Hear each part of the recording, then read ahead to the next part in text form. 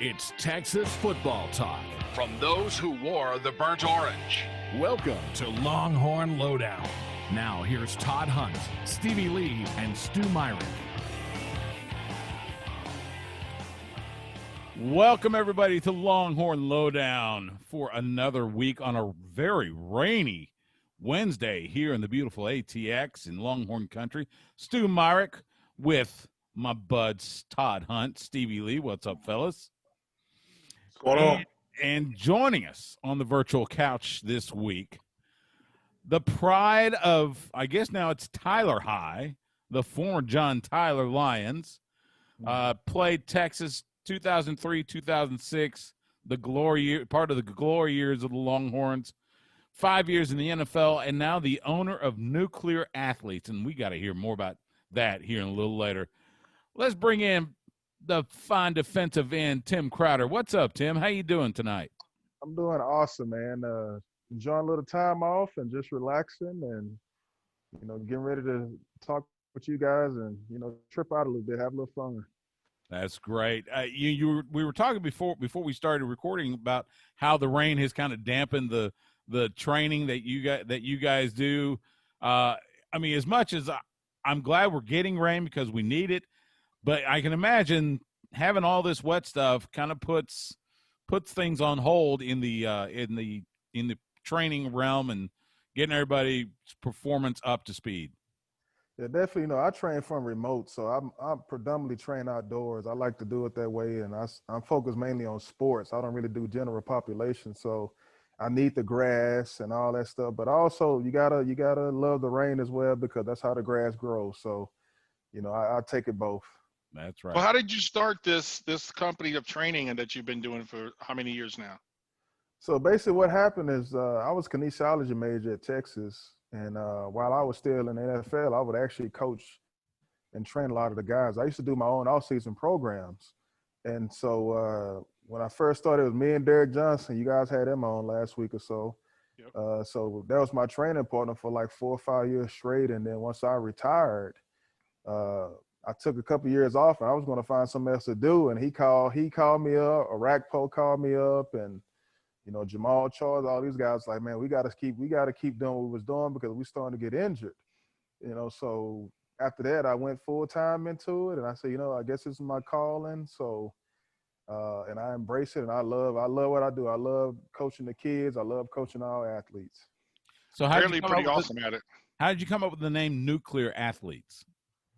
Well, it's like a nuclear bomb. It's like when you come over here, it's nuclear. So you're gonna blow up.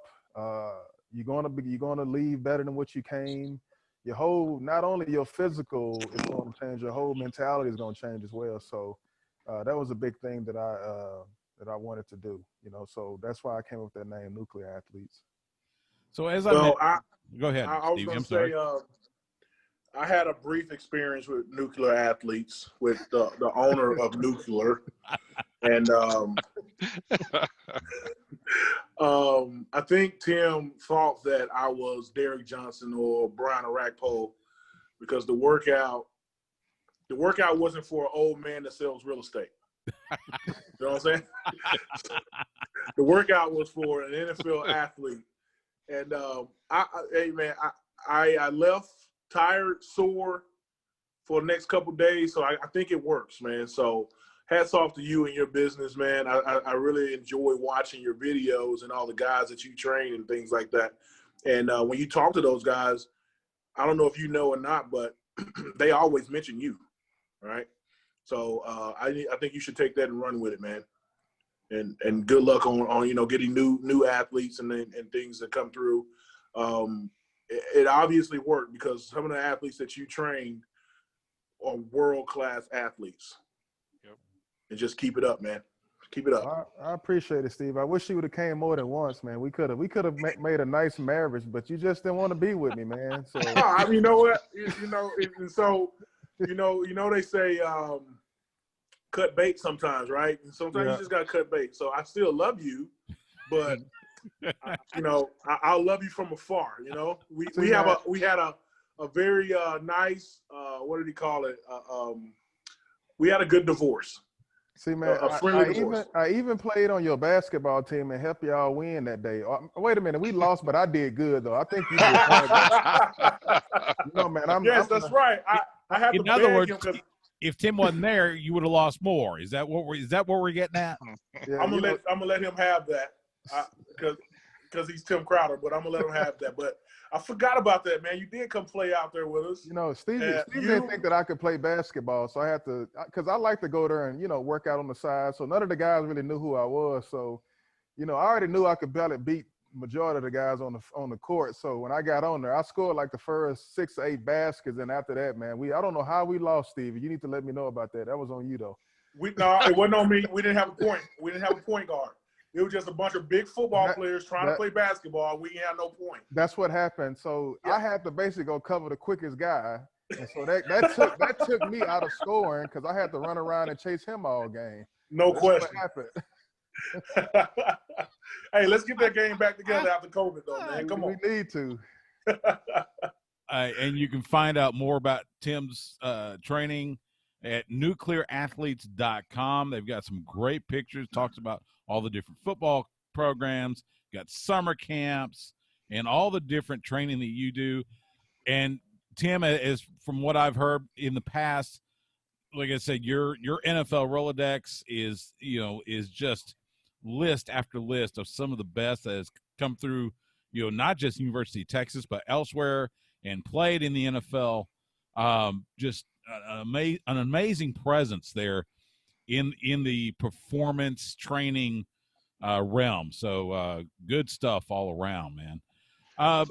Tell me about, you're born and raised in Tyler, the rose capital of the world, as I fondly remember from my days in Gladewater.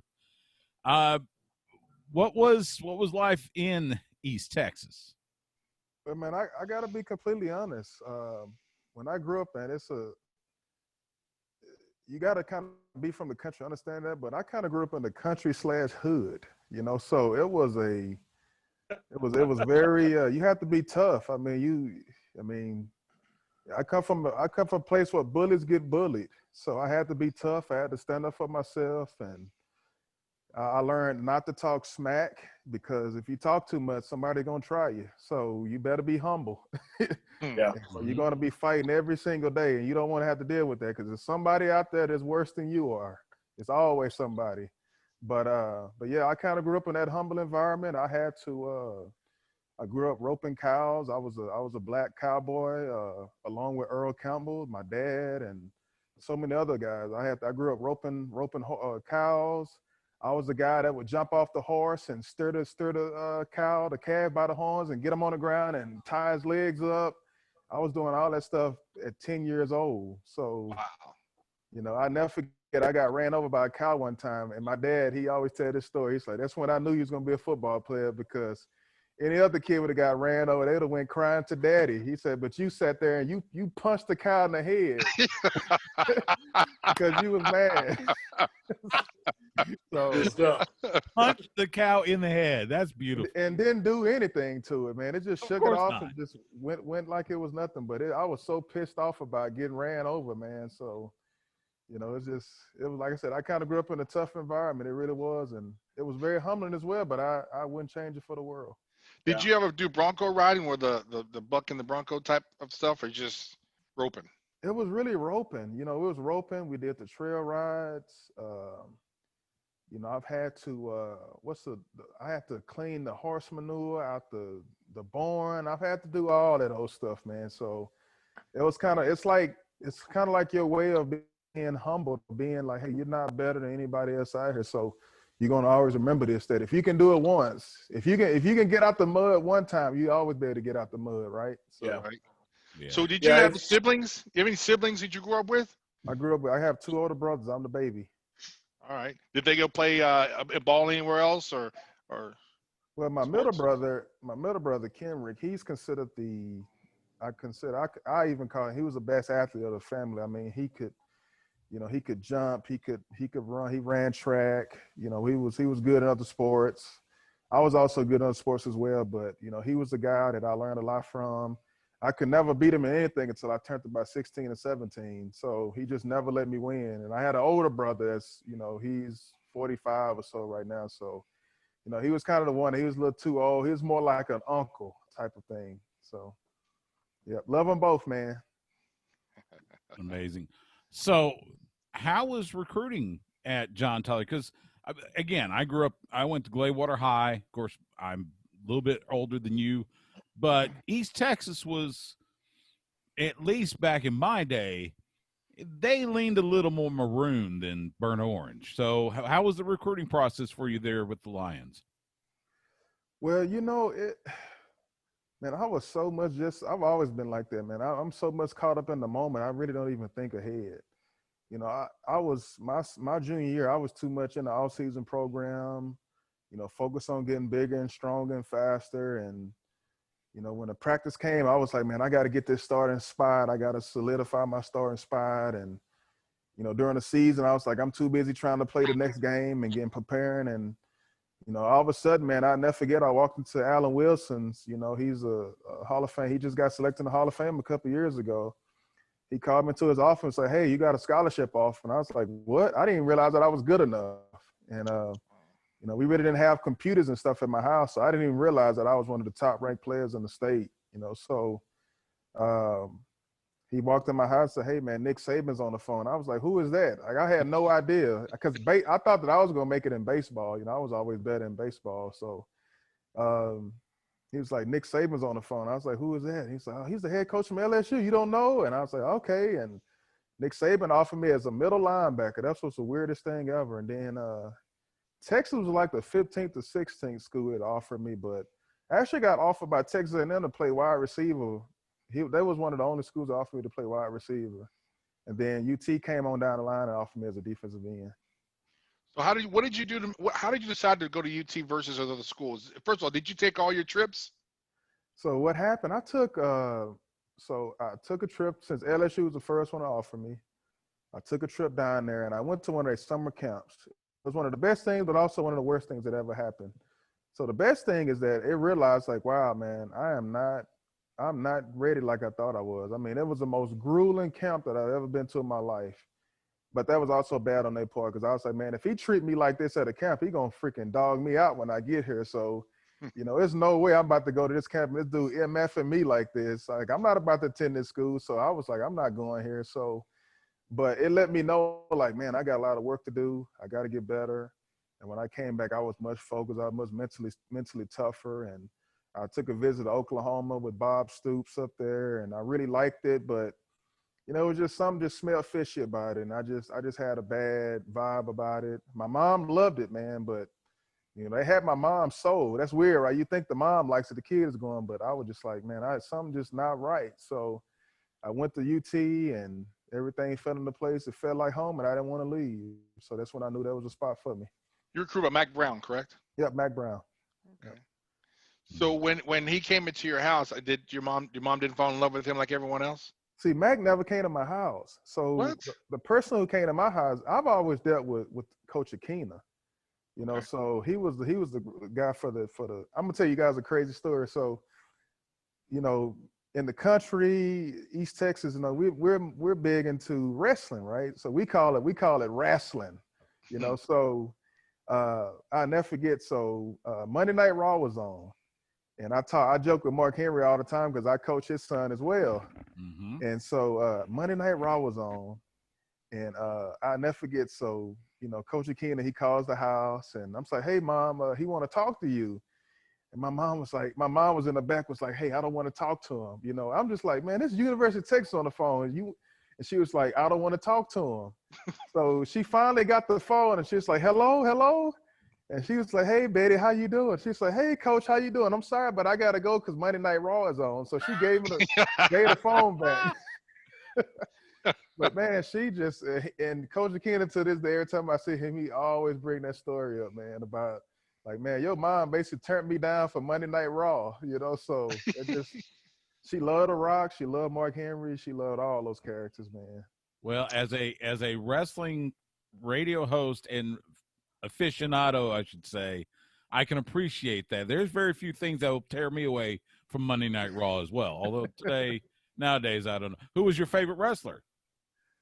Oh man, whew. I had a couple of, man. My favorite one was, of course, Mark Henry. He really was one of my favorite ones. Yeah. So I'm still in shock when I see him all the time. It's still quite not normal because it's like, man, this was my, like, dude, I love, man. I was big Sex with Chocolate. He had Mae Young, man. I remember all of that, man. And then Okay. it was so funny, you know. And then The Rock, of course, Stone Cold, Booker T.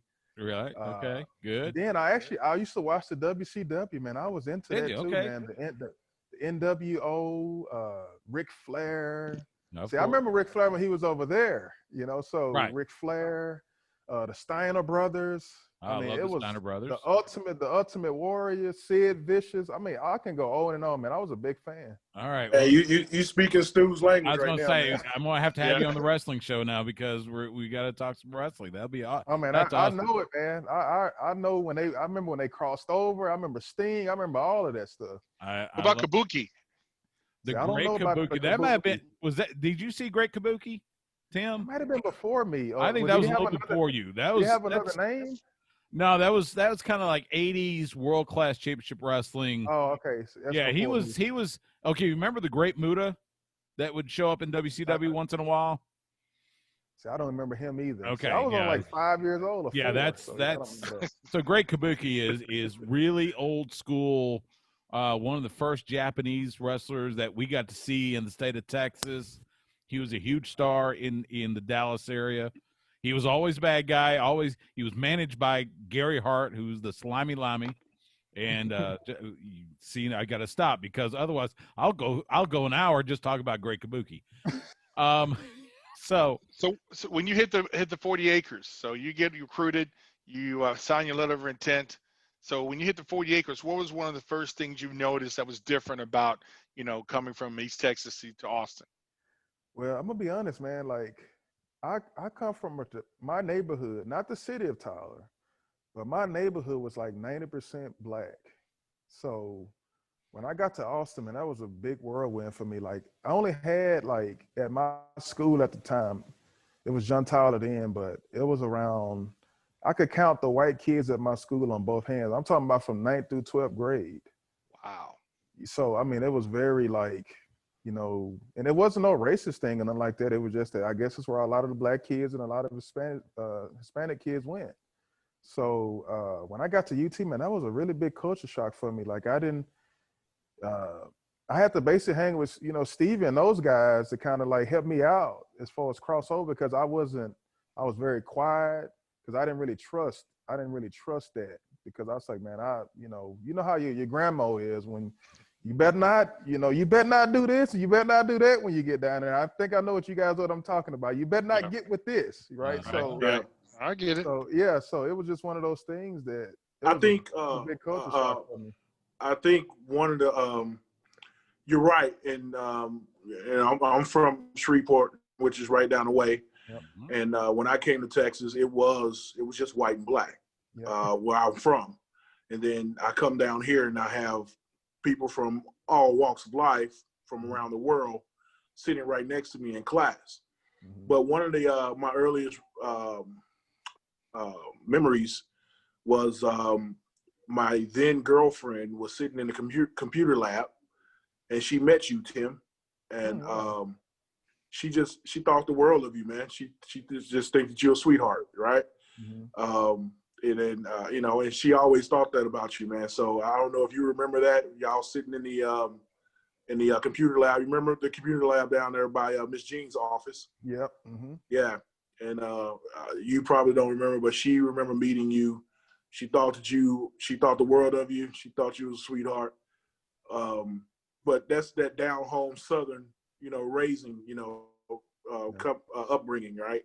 And but and she still thinks, the world of you, man. Because every time I come back from the gym, did you see Tim or something? She asks about you all the time. So that's just the where you're from, and that's good, man. That's good. So Yeah, that's really what it comes down to, man. It's the yeah. You always, my grandmother, man, I could never walk in her house without saying hello to everybody. Like, she Yeah. always would say, you never know, you say hi because you never know how that can affect somebody else's day. because that lets somebody knows that, hey, they care enough for me to ask how my day is. Because, so, and my grandma said also it keeps you out of trouble because that person might be about to kill somebody and they might take you off the list just by you saying hi to them. So you better sleep. So, That's a pretty good convincer to say hi. Yeah. We were talking before we started. You mentioned you didn't drink, but I always chuckled about the fact that Tyler, Texas, just like a lot of East Texas, it kind of depended on which side of the highway you were on as to whether it was dry or wet. Smith County just seemed that way. I know Gregg County, where I lived in Glaywater, it was wet because as soon as you cross the county line, there are like 3 liquor stores right there on the highway as you go into Glaywater. So, what was there a influence that kept you from drinking, or was it just you decided you didn't like it anymore? well, my dad is not a drinker.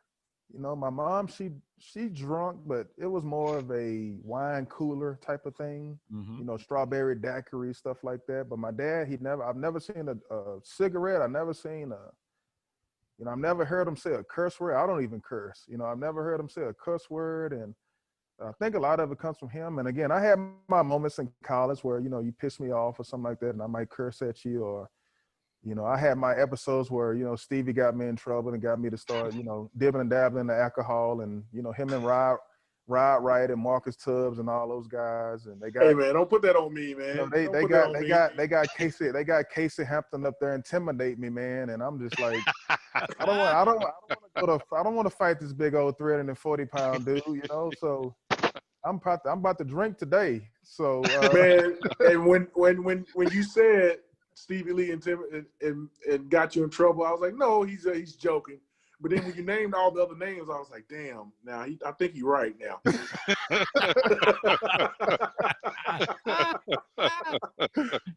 Oh my Lord.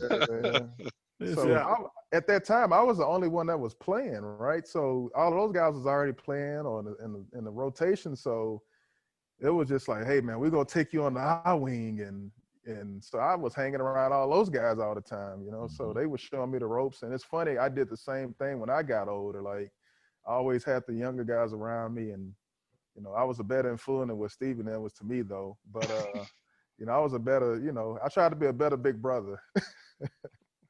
You got anybody at the University of Texas got a better big brother than I had. My big brother was Casey Hampton. Oh, okay, that's where it comes yeah. from. Okay. Casey, yeah, exactly. Casey Hampton would talk about you where you want to go home.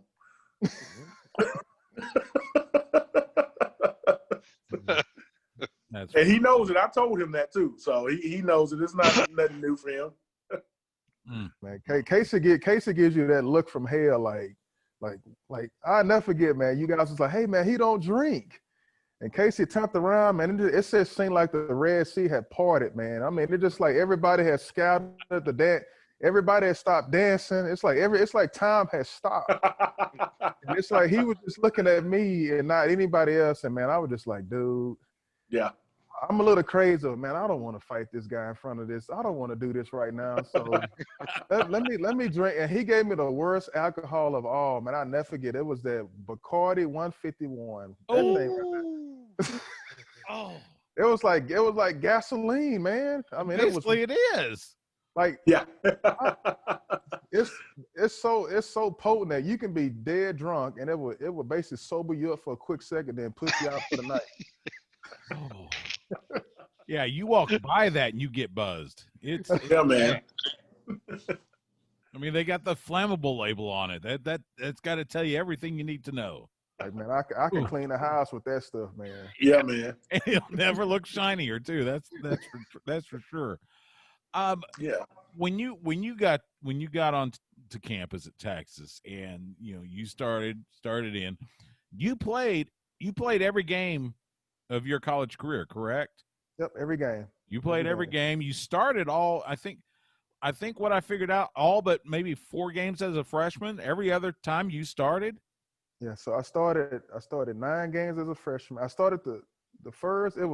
This is how I remember. It was It was me and Vincent Young. That was our first start together. It was me, Vince Young, and it was somebody else, but that was our first start, and we started for the first Big 12. I guess they was kind of getting us ready for Big 12. So we was coming in the rotation at first. Then when against K-State, that's when they put us in the starting lineup, and we never came out. Yeah, the Purple Curse, as we like to call them. What's that one thing during your college years that you just had to do if you wanted to kind of just, even just for a brief, like 30 minutes, hour? Was there somewhere you would go or something that you had to do every week to kind of get a taste of normalcy, as being a student athlete at University of Texas? You know what, man? My dorms were pretty good. I did a good job of kind of staying on the DL. I wasn't the guy that would walk down the street and let everybody know he was a football player. And, Stevie, we had a lot of guys on the team where they want every girl to know that they play football, Yeah. And I was kind of behind the scene where I would be in class and they'd be like, oh, man, there's such and such over there. And, I would just be quiet and minding my own business. And people pretty much treated me normal, so it was one of those things. And also Players Hamburgers. I used to go there quite a bit when they first. We talked about it last week. I was Yeah, gonna man, say, DJ mentioned last week too. That Players, man, that is some great food. I mean, I don't know what they used to put in there when they bread, but it's to soak up all that alcohol that you had that night. So it was a great sober up meal. So Tim, when you hit the field, what was it feeling like when you first got that first start? What was going through your mind? Well, by then, man, I was ready. I was kind of glad they did the way they did, because I remember the first game I played in against New Mexico State. I was nervous. I was a straight up practice All-American by then, man. I was like, wow, I couldn't believe all the people that was there. I just kind of let everything kind of consume me, where they had to calm me back down. But the more and more I played, I got better and better. And then versus K-State, man, I was ready to go then. I was oiled up. I was very confident, flying around, playing fast.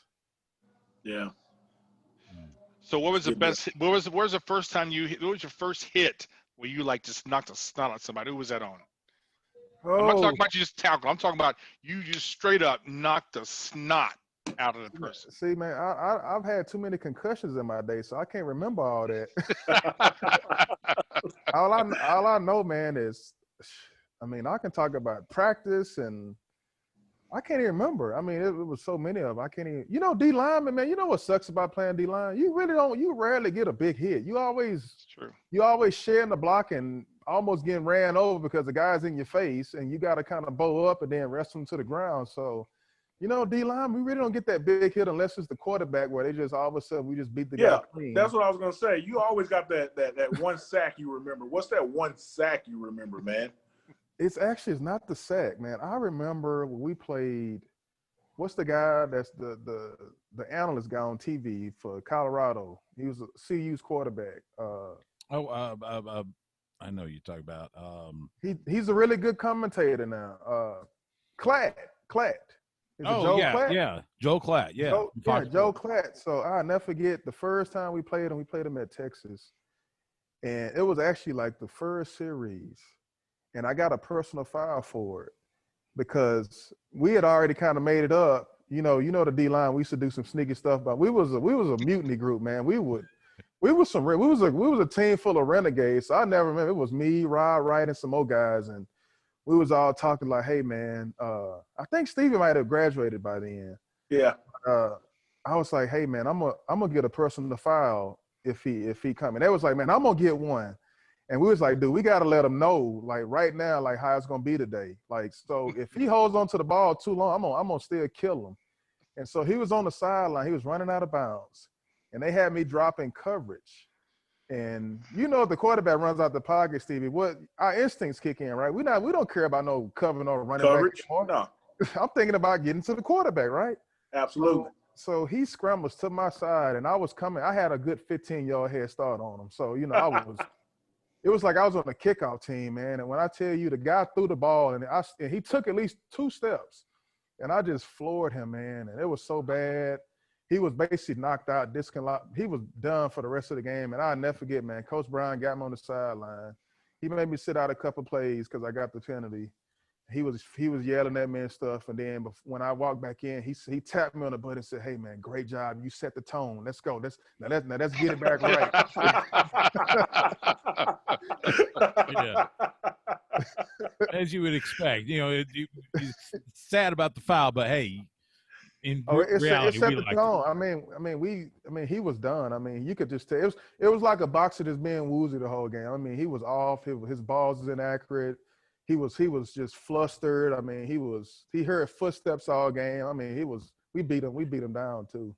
And I ain't gonna lie, man, Coach Brown, he is the king of double speak. If you football players know what I'm talking about. Yeah. It's that coaches talk double speak. You sit your ass down. You should have never. You know to pull up. Good job. You set the tone for the game. Get on back in there. You know. exactly. Yeah, man. Exactly. Yeah, man. So you were on campus from 03 to 06. So that was like the magical run. You've got the Rose Bowl against Michigan. You've got the national championship USC. Give me one or two of your favorite memories from that, outside of the obvious hoisting the trophy and all that good stuff.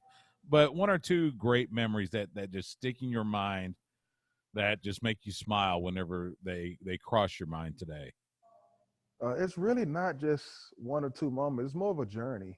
Yeah. And I know Stevie can attest to this, and Ty can, when they was in the 90s and stuff like that. And it's really the year that Stevie was there. It was our junior year when Dick Tomey and Greg Robertson, when they came in. And I mean, I'll never forget them 6 a.m. workouts. And, they in there talking, yelling us, toes on the line. And I mean, those guys, that Dick Tomey and Greg Robertson, I credit those guys for winning that national championship, because they made it so much easier for the next coaches that came in, because we was lieutenants by the time they came in. I mean, we were soldiers when they got there, but we was lieutenants and captains and colonels by the time the next batch of coaches came after they left. And I just remember that journey. I remember, bless his soul, I remember Cedric Benson, man. He was Stevie knows, man, he was the last guy to practice every day, but he did practice hard when he got there. I give him that one. But I'll never forget, we was in the summertime, and Bo Scaife, he was another one that was, he was kind of on the fence, but Bo Scaife, man, our lockers were right next to each other. We were the same number.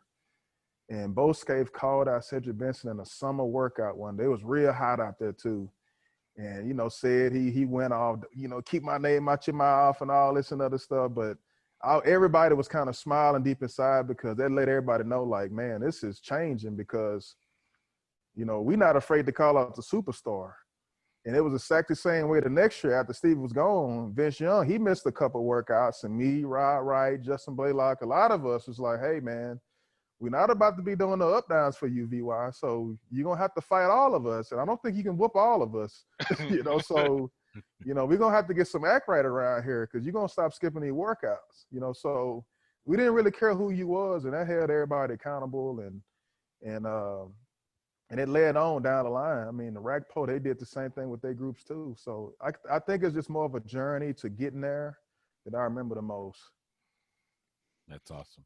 So when did you know, hey, I'm going to go to the next level? Was it like your junior year? You're like, okay, I got this licked. I know that I'm going to go to the next level. Did somebody tap you on the shoulder? Did some agents come out? How did it all develop? When I had an idea that I could get to the next level my junior year, because I had a couple of agents that was calling. They was trying to meet with me. But I didn't know that I was going to the next level until I got to the next level. Like I said, man, I've always been the guy that just lived in the moment. I'm just trying to take it one step at a time. I'm not trying to get on the elevator and get to the 10th floor. I'm trying to get to the next stair. So I've always been like that. When I got drafted, that's when I realized, like, man, like I'm finally here. And even then, it really just didn't dawn on, because it's like I'm still not. But when I put that Denver Broncos jersey on to practice, that's when all the emotion kind of came over me. And, I was almost in tears, like, wow, man, I can't believe I'm here. And, like, I have to make the most of this opportunity. And I mean, I made it to that arena, which is what all football players aspire to be, and I was one of the fortunate ones to make it there. What's the difference between college ball and next level pros? What's the biggest difference from a standpoint of performance and just, you know, the way they do things there? Well, I'll tell you, it's not from my standpoint. It really wasn't that big of a difference because I mean, Texas, man, I'm going against Roy Williams and Justin Blaylock. He was a second-round draft pick and played 8-9 years. So I'm going against NFL caliber players in practice every day. So it really wasn't a big deal as far as the talent standpoint. The speed of the game wasn't that really big of a deal either. I mean, it was similar, but I'll tell you what was the exact same. And Stevie knows this. You have bad football players in high school, D2, D3, and Division I. You also got bad football players at the pro level too. There's some guys, when you get up there, you be like, man, how the heck did you make it over here? I mean, there's some bad football players up there. And that's one thing I do remember. I was like, wow, I cannot believe he's here. You know, so and it made me realize, I was like, if only such and such, the guy who probably was a backup at UT, I was like, man, he don't even realize that if he would have transferred to another school, he would have probably started and he had been in the NFL too, because he's just as good as all these guys. You remember Chase Pittman, Stevie? Yeah. Remember how Chase went to LSU? Remember he couldn't play here because I beat him out and he couldn't play, so he transferred, right? So he went to LSU and ended up getting a shot in the NFL. I don't know how long he played, but he played a few years. That goes to show you, like, the guy couldn't make the starting spot at UT, but he transferred to another major division school, LSU, ended up being a very good player. Man, him was in the Senior Bowl together, and the guy got a shot. So that goes to show you, like, wow, man, it's some really good football players at Texas. Well, that's how it was back in those times. I don't know how it is now. Well, you're right. You think about those years and all the players from those teams that 03, 04, 05, 06 that did go to the NFL through the draft or via undrafted free agency. I mean, there was a myriad of talent that made it to the NFL from the 40 acres. You were drafted second round, 56th overall pick by the Broncos. Tell me what Mike Shanahan was like as a head coach. Him and Mac Brown was very similar. Kyle Shanahan. So, Mac and Mike, they're very close anyway. So that's probably why I was drafted, because, Mike is one of those. He's like a mafia kind of guy. Like, he's into organized crime, but you'll never know it. He's the guy that throws some phenomenal parties, man. I mean, he throws some of the greatest parties ever. When I'm talking about, he had the Cuban cigar man flew in and I don't smoke, but I took one home. I said, you know what, I'll take one home because I've never had a Cuban cigar before, so let me just take it home and I'll put it as a souvenir or something. But he's one of those guys that he's very hands off, but he knows everything that's going on. Very similar to Mac Brown. He's very hands off, but he knows exactly what's going on. Mike knows more about X's and O's though. Like, Mike would actually know, like, hey man, you're in the wrong spot. And I'm just like, dang, I thought he wasn't paying attention. So he knows what's going on. Like I say, he's kind of like that mafia boss where you just like, I know he exists, but I'm really not sure because he's a florist during the daytime. It's good stuff. Who was your favorite coach in the NFL? I mean, whether it was for the Browns for the Broncos or for the Buccaneers. Well, I only had two head coaches. But like even a position coach. Position coach. You seem to really gravitate towards. Oh man, my thing, man. I'm different when it comes to a lot of position coaches, man. I'll tell you what. He's the D coordinator for the Jacksonville Jaguars. Todd Wash. He was a D-line coach when I got to Tampa, man. But he was probably one of the most authentic, just a good person and he was honest. That's one thing that's hard to find at the pro level, is an honest coach. And he was very honest, upfront, and some things that happened in Denver where I kind of had my spirit taken away. Where I allowed somebody to take my spirit away. That's why I ended up getting cut. Because once your confidence is gone as a football player, it's hard to get it back. But he was actually one of the guys who helped get it back and helped me get back on path. And I was able to play several years down there too. So I credit a lot to Ty Wash. He was a good man. Very cool. Very cool. So when you were down in Tampa, when did you know, hey, it's time for me to go? Well, what happened is it's kind of like everybody knows when it's that time. Whether you don't want to admit it or not, but it's like So it was my 5th year.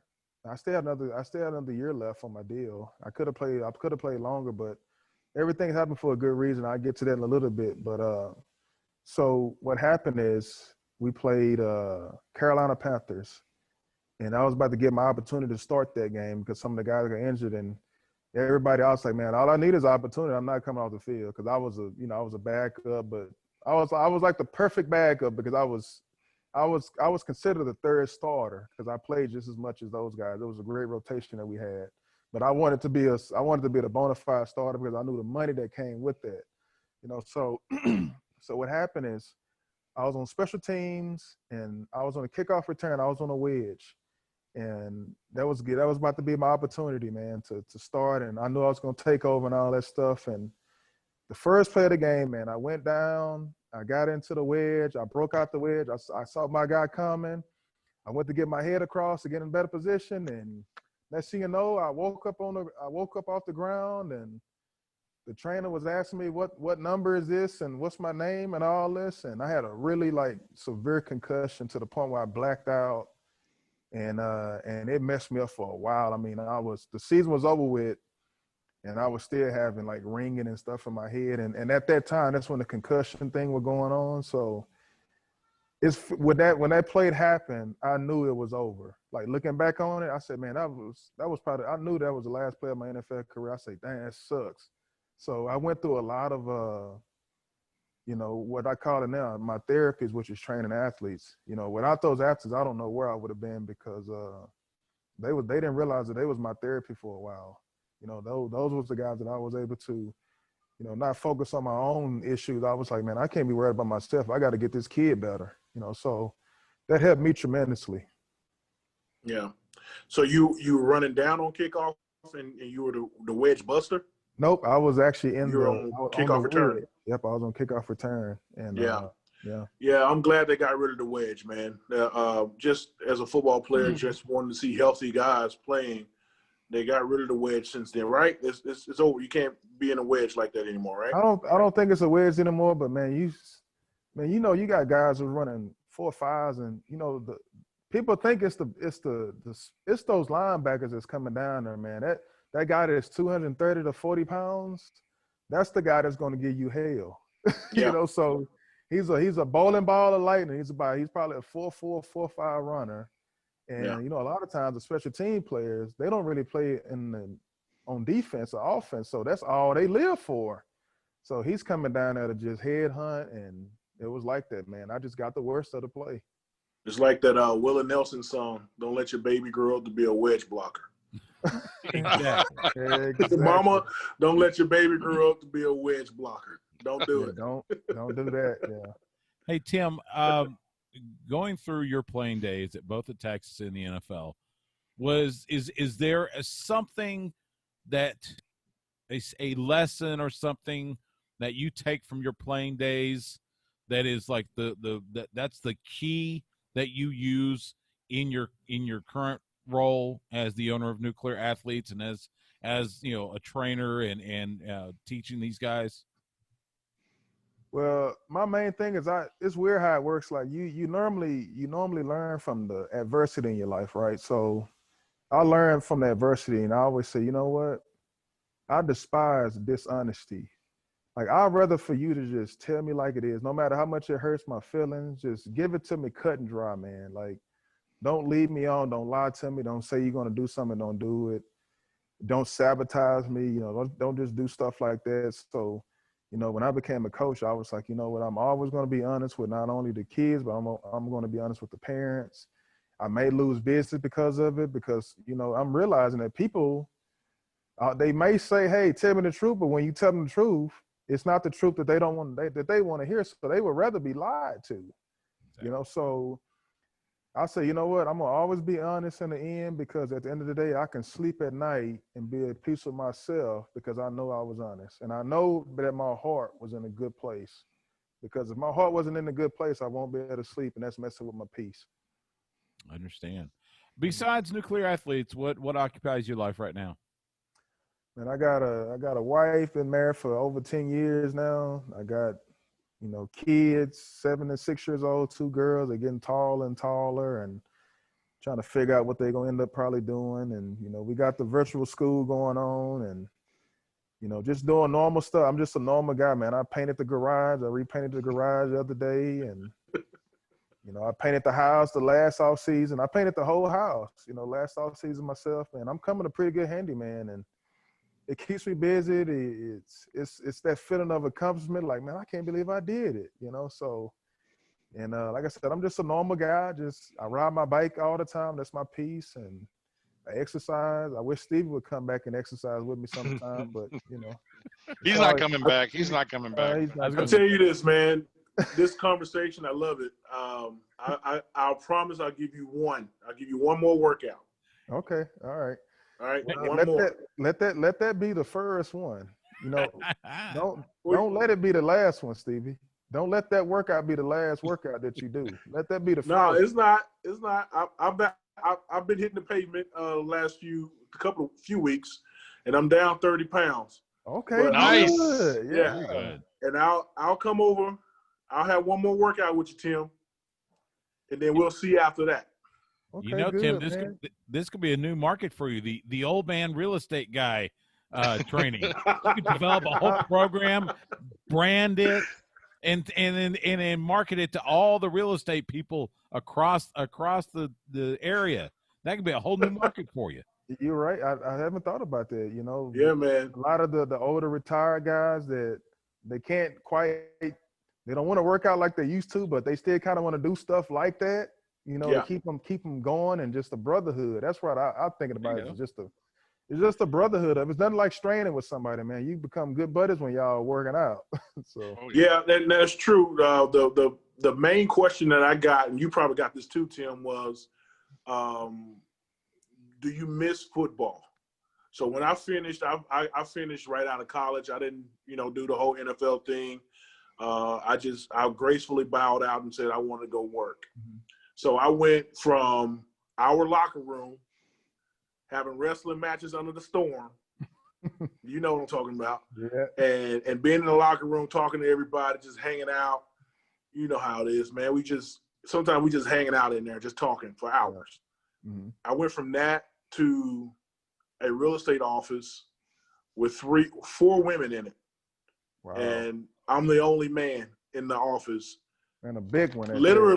Literally from after I finished playing in the Rose Bowl, January 1, January 9, I was in the office with 4 women all day.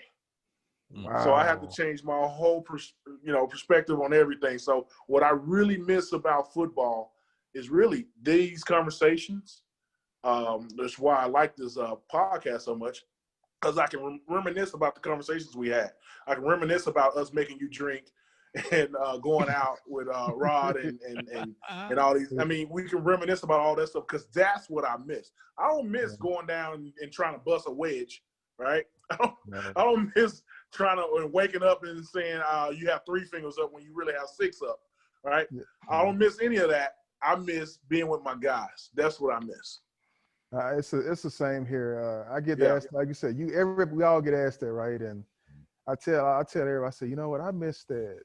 And I get that on the practice field with my high school guys, right? Because it's like a locker room. Like, a lot of them call me Uncle Tim out there, because, man, I tell them like it is. His son is gonna find, Ty's son gonna find it. I keep it real, man. So, we talk about relationships. I'm a relationship coach, on how to, we talk about it all, because I think that it's nothing like a man teach another man, or a boy to become a man. And it's a village, like a man.